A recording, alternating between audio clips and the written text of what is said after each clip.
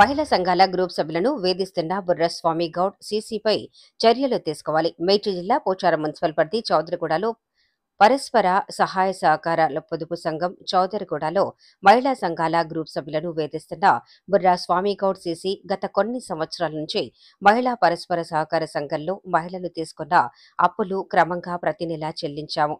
మహిళా సంఘాల రిజిస్టర్లు కనిపిస్తూ లేవని, మీరు చెల్లించిన అప్పులకు ఎలాంటి ఆధారాలు లేవు కావున అప్పు కట్టాలని ఫోన్ మెసేజ్ ద్వారా బుర్రా స్వామి గౌడ్ సీసీ మహిళలను వేధిస్తున్నాడని, సంఘంలోని సభ్యులను దుర్భాషలాడుతున్నారని, గతంలో చెల్లించిన అప్పులు వాటికి సంబంధించిన రిజిస్టర్లు కనిపించడం లేదని, తిరిగి మీరు అప్పులు కట్టాలని మహిళా సంఘం వాళ్లను వేధింపులకు గురిచేస్తున్నాడని మహిళలు తమ గోడును మీడియా ముందు వెళ్లబోసుకున్నారు.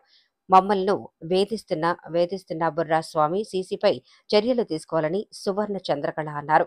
తక్షణమే అతన్ని విధులలో నుంచి తొలగించి మహిళా సంఘాలను కాపాడాలని కోరారు. కార్యక్రమంలో ప్రసన్న సరస్వతి, వనదుర్గ, పద్మావతి, నవోదయ, ఉదయ, ప్రగతి, ఓం సాయి, గాయత్రి, అమ్మా భవన్, శ్రీ ఆంజనేయ,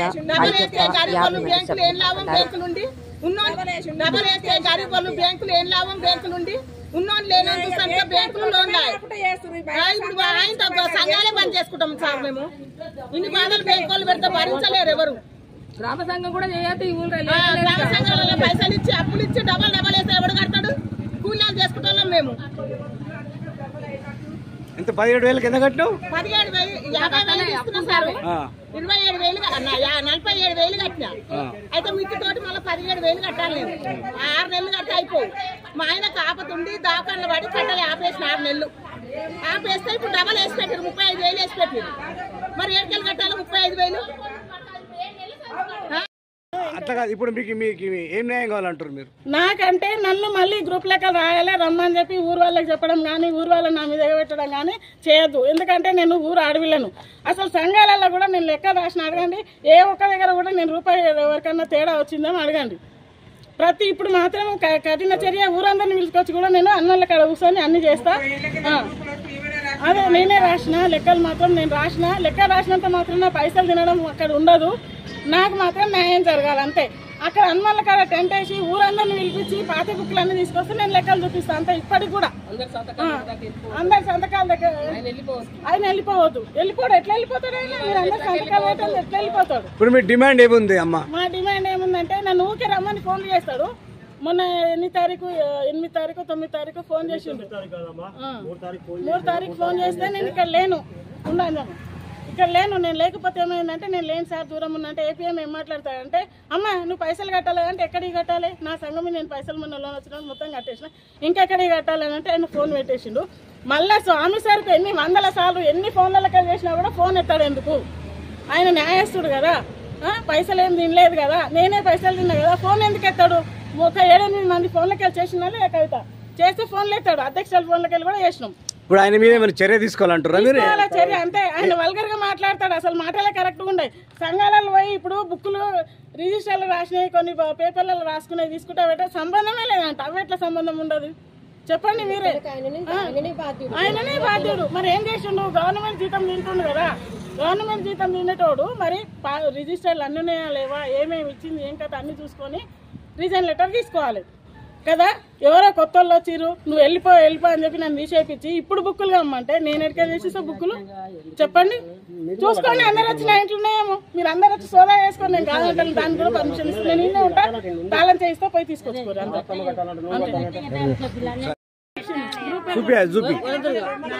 చూపి అమ్మా. ఇప్పుడు ఇంకా అప్పు ఉంది అంటున్నా మీ మీద? వాళ్ళు అంటురా ఇంకా కట్టమంటారా? ఇంకా అన్నీ అయిపోయినా కూడా కట్టమంటారు. మేము పొదుపుల 2,000 ఒక్కట్ల 1,50,000 తీసుకున్నాం. ముగ్గురం, అరుంధతి, లక్ష్మి, నేను 1,50,000 తీసుకొని నెలకు 2,500 చొప్పున నేను కట్టిన, కంటిన్యూగా కట్టిన ప్రతి నెల. ఇక 1,20,000 వచ్చినాయి. అరుంధతి, యాదమ్మ, సక్కుబాయి, ప్రేమ నలుగురికి మనిషికి 30,000 ఇచ్చినాం. మనిషికి 30,000 ఇస్తే వాళ్ళు నెలకు 1,500 చొప్పున 24 నెలలు వాళ్ళు కట్టి పక్కకు జరిగిర్రు. వాళ్ళు 24 నెలలు కట్టి పక్కకు జరిగినాక అందులో ఒక ఆమె ప్రేమ చనిపోయింది. చనిపోతే ఆమె డెత్ సర్టిఫికెట్, ఆధార్ కార్డు సువర్ణకి ఇచ్చినాం. ఒకసారి సువర్ణ వెళ్ళిపోయినాక స్వామి సార్ అడిగితే స్వామి సార్కి ఇచ్చినాం. ఆయన కాదు అంటే మళ్ళీ కొత్తగా ఎక్కిన ఆమె కూడా ఇచ్చినాం డెత్ సర్టిఫికెట్. ఆమె మాకైతే అంటే మాకు దానికి సంబంధం లేదు.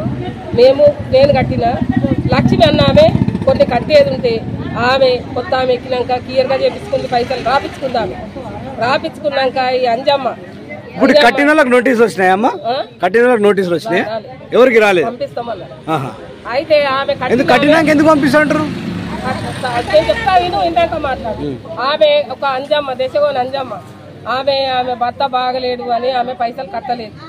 కట్టకపోయినా మా పైసలు కట్టిన ప్రతి నెల పొదుపులు కట్టేందుకు నేను అందులోకి పోతా. కవిత పద్మావతి గ్రూపు కవిత 1,00,000 తీసుకుంది. 1,00,000 తీసుకుంటే కట్టింది. కరోనాలో 2-3 నెలలు కట్టకపోతే బ్యాంకు వాళ్ళు సుజాత మేడం ఎవరెవరో వాళ్ళ ఇంటికి పోయి పైసలు అడిగితే అడిగితే పైసలు కట్టాలి. కంటిన్యూగా నెలకు 4,000 30 నెలలు కట్టిన 4,000 ఎంతనో మిక్స్ వస్తుంది కట్టాలక్క అని సువర్ణ చెప్పింది. ఆమె లెక్క కాలేదు, మేము కట్టలేదు. ఆ 4,000 ఉండాలి తప్ప ఎక్కువ కట్టేది లేదు. మరి అంజమ్మ బాగలేడు అయినా కట్టలేదు. నెల పోయి చెప్తున్నాం. అన్ని గ్రూపులు చదువుతున్నాడు. మా గ్రూపు బ్యాలెన్స్ ఉందని చదవాలి కదా, ప్రతి నెల చదవలేదు. మళ్ళా ఎప్పుడు పోతున్నా ప్రతి నెల సంతకం పెట్టొస్తా, నెలకు 200 కట్టి వస్తా. ఏం సారు పైసలు అందరి గ్రూపుల మీద వేస్తున్నామంట, ఎందుకు కట్టిన పైసలు ఎక్కడ పోతున్నాయి అని అడిగితే, ఎందుకమ్మా మీరు కట్టిన పైసలు వేరే సంఘాలకు పోతున్నాయి, కట్టిపిస్తా అని చెప్పిండు మాకు. ఇది పైసలు కూడా మేము కర్ణకు కట్టినాం. కర్ణ స్వామి సార్ ఉన్నారు, సువర్ణ రాసింది. కర్ణకు స్వామి సార్కు మేము కట్టినాం పైసలు. మా క్లియర్ గా అయిపోయినాక మాకేం అవసరం ఉంటది. మొన్న వచ్చిండు ఏపీఎం సార్ 3 తారీఖు రోజు. ఏపీఎం సార్ శ్రీనిధి ఆయన వీళ్ళందరూ వస్తే మేము కట్టిన మీ తానా తీరలేదు అంటే, మా తీరు అన్ననే ఉంది. బ్యాంకు పోతే అసమంటిది మనం బుక్ పడగొట్టుకుంటే ఈసీ తీస్తే ఆడు చెప్తాడు బ్యాంకు. మరి మా రిజిస్టర్లు లేని మేము ఎట్లా కట్టాలి అంటే, లేవు రిజిస్టర్లు, మీ తానా రూపకం లేదు, మిత్తితో పాటు పైసలు కట్టాలి, మిత్తితో పాటు పైసలు కట్టాలని నేను లొల్లి పెడితే ఆ ఏపీఎం సార్ గిట్ట ఎప్పుడు ఇదే లొల్లి అని గమ్మున బంద్ చేసి వెళ్ళిపోయిండు. బంద్ చేసిండు మీటింగ్. నేను లొల్లి పెట్టే వరకు గ్రూప్ ఆపేసిండు. సువర్ణం తోలుకరండి, మీరే వీవన్ పెట్టుకురు, ఆమెను మీరే జీతం ఇచ్చుకురు, సువర్ణం తోలుకరండి, సువర్ణతో కట్టిపిస్తారా మీరు కడతారా పైసలు అడిగితే సరే అని నేను లొల్లి పెట్టినా ఎందుకు కట్టదు, నేను నా కోపం ఎక్కువ, నేను లొల్లి పెట్టినా. లొల్లి పెట్టాగానే ఎప్పుడు ఇదే లొల్లి అని ఆపేసి వెళ్ళిపోయారు. వాళ్ళు వెళ్ళిపోయినాక ఏపీఎం సారు ఫోన్లలో పెట్టిండు అన్ని, మా ఫోన్లలో ఫోన్లలో పెట్టిండు. అందరు ఫోన్లలో ఎవరు పెట్టిర్రు అని అడిగితే లీడర్లు ఎవరుండో వాళ్ళు పెట్టిండు అన్నారు. మాకు పెద్ద ఫోన్ లేదు, మరి మేము ఏడ చదవాలి? అప్పులున్నాయి. పలానా గ్రూప్ అరుంధతి 10,000 కట్టాలి, యాదమ్మ 10,000 కట్టాలి, తక్కుబాయి 10,000 కట్టాలి, లక్ష్మి 22,000 కట్టాలి, నేను 7,000 కట్టాలి, చంద్రకళ, అంజమ్మ 34,000 చిల్లర కట్టాలని పెట్టిండు ఫోన్లలో. మేము కట్టిన వాళ్ళమే. కవిత పద్మావతి గ్రూప్ కవిత నేనే కట్టిన నెలకు ఆమె ఉంటది కాబట్టి 30 నెలలు కట్టినాక 65,000 కవిత కట్టాలని పెట్టింది. ఖచ్చితంగా పెట్టే అయితే ఏమైంది, ఆ గ్రూప్ లా పద్మావతి గ్రూప్ లా నిర్మల లీడర్ అయింది. లీడర్ అయి ఇప్పించినప్పుడు లీడర్ సంబంధం ఉంటది కదా, ఉంటది. ఆమె వచ్చి చెప్పింది, ఆమెకు చెప్పే బాధ్యత ఉంది, చెప్పింది. మా గ్రూప్ లో కొత్త లీడర్ ఎక్కినా మేము చెయ్యమమ్మా, నువ్వేం మాట్లాడాలంటే సరే నేనే మాట్లాడుతున్నా. ఇప్పుడు ఇంతమందిని మాట్లాడిపిస్తలేను. ఆమె గురించి ఆమె నిర్మల మాట్లాడాలి కదా పద్మావతి గ్రూప్ లా. నేను రాను, నేను ఫోటోలు ఎక్కాలని అని ఆమె మాట్లాడింది. అలా మాట్లాడని ఏడికైనా సరే సిద్ధం. మేము దొంగతనం చేయలేము, మేము పైసలు కట్టినాము, అందులో రిజిస్టర్లు కావాలి. సరే ఇప్పుడు మీరు ఏమంటారు? పైసలు కట్టిరు, మళ్ళీ కట్టమని వచ్చింది, దానికి మీరు ఏమంటారు? శ్రీనిధి ఎప్పుడైతే ఏర్పడ్డదో అప్పటి నుంచి రిజిస్టర్ల సహా ఆఫీసులు ఉండాలి. ఆ బుక్ లేక ఎక్కడ పోయింది, మాకు అది కావాలి. శ్రీనిధి ఎప్పుడైతే ఏర్పడ్డదో అప్పటి నుంచి రిజిస్టర్లు ఉండాలి. మీ కట్టిన బుక్లు చిరిపోయినాయి లేవంటారు. రిజిస్టర్లు మాకు ఇయ్యలేదు అంటే ఎట్లా రిజైన్ చేసినామంటే, చేసిన ఆమెకు షుగర్ ఎక్కువైంది, బీపీ ఎక్కువైంది, బాత్రూమ్ పెట్టింది అని బాధ పెట్టింది. ఆమె రాలేదు, ఆమె రాకపోతే రిజిస్టర్ ఆమెను రిజైన్ చేసిన అంటుండు. ఆమె దగ్గర మీరు సువర్ణం తోలుతారండి, సువర్ణకు నేను ఫోన్ చేస్తే సువర్ణ నేను రిజైన్ చేసినాక నేను ఎట్లా వస్తా అని ఈమె మాకు పంచాయతీ మధ్యన అడిగినప్పుడల్లా మేము పోయినప్పుడల్లా అడిగితే ఇక్కడ చెప్పవలసి వస్తుంది కదా, సువర్ణకు అడగవలసి వస్తుంది కదా. అడిగితే నేను ఎందుకు వస్తా, నేను రిజైన్ చేసినా, నేను రాను అని. మరి మా పరిస్థితి ఏంది ఇప్పుడు? మేము కట్టిన పైసలు మళ్ళా కట్టాలనా? అయితే మీరేం చేస్తారు? మీరు కంప్లైంట్ ఇస్తారా? ఆయన మీద ఏమైనా కంప్లైంట్ ఇస్తారా? ఇది రూపందం అయినాక ఇస్తాం. ఆయన అడిగినాక ఫస్ట్ ఆయన అడిగినాక ఆయన క్లాస్ తీసుకుంటాం. కరోనా వరకు కట్టినాము. కరోనా తర్వాత ఒక 2-3 నెలలు ఆపమంటే కరోనా టైంలో ఒక 3-4 నెలలు ఆపమన్నారు, ఆపినాము. కరోనా తర్వాత సుజాత సిఆర్పి వచ్చిన తర్వాత మొత్తం లెక్క చేసింది. మొత్తం లెక్క చేస్తే మిగతా అమౌంట్ మొత్తం నెలకు కొంత నెట్ పేమెంట్ కట్టినాము. 20,000 ఏమో కొంచెం అమౌంట్ కట్టిన తర్వాత నెల 4,000 మళ్ళీ కట్టినాము. లోన్ మొత్తం క్లియర్ అయింది. ఒక 4,000 మాత్రమే ఇంట్రెస్ట్ మిగిలింది. ఆ 4,000కి ఇంకేమన్నా మాకేమన్నా తగ్గిస్తాడేమో అన్నట్టుగా ఆలోచించి కట్టలేదు. ఇప్పుడు మాకు 63,000 చేంజ్ వచ్చింది ఇప్పుడు కట్టాలని. మేము 4,000కి 63,000 ఎట్లా కడతాము? నేను నెల అమ్మకి ఇచ్చేసి వెళ్తాను. నేను డ్యూటీ చేస్తాను. అమ్మకి డబ్బులు ఇచ్చేసి వెళ్తే డ్వాక్రా బిల్డింగ్కి వెళ్ళి ప్రతి నెల గ్రామ సంఘంలో కట్టేది. మా దగ్గర అయితే ఏం ప్రూఫ్ లేదు. ఇప్పుడు అయితే వాళ్ళ బుక్కులు మాత్రం కావాలి. కట్టినట్టు ప్రూఫ్ లేదు. మాకైతే బుక్కులు ఉన్నాయి, లోపల రాసుకున్నాయి ఉన్నాయి. నేను రాసుకుంది ఉంది. కానీ వీళ్ళు ఏమి తీసుకుపోయినా కూడా అయినా మాకు సంబంధం లేదు. మాకు మాత్రం బిల్లులే కావాలి, మీరు కట్టాల్సిందే. మీకు ఏమి వచ్చినాయి అంటే ఎక్కడ నుండి కడతాము? 63,000 అంటే 4,000 ఎక్కడ, 63,000 ఎక్కడ? అంటే కట్టింది ప్రూఫ్ లేదు కాబట్టి మీరు అడుగుతున్నాడు. ఒకవేళ ఉన్నాయి ఇన్నాళ్ళ ఇచ్చినా కూడా సంబంధం లేని వాటితోటి మీకు వచ్చింది కాబట్టి మీరు కట్టాల్సిందే అని అంటున్నాడు. మీకు ఏం న్యాయం కావాలనుకుంటారు? మేము కట్టేది అనేది లేనే లేదు. మేము కట్టము. ఆయననే బాధ్యుడు. మా రూపాయికి వాడే బాధ్యుడు. వాడు ఎవడైనా సరే వాడే బాధ్యుడు.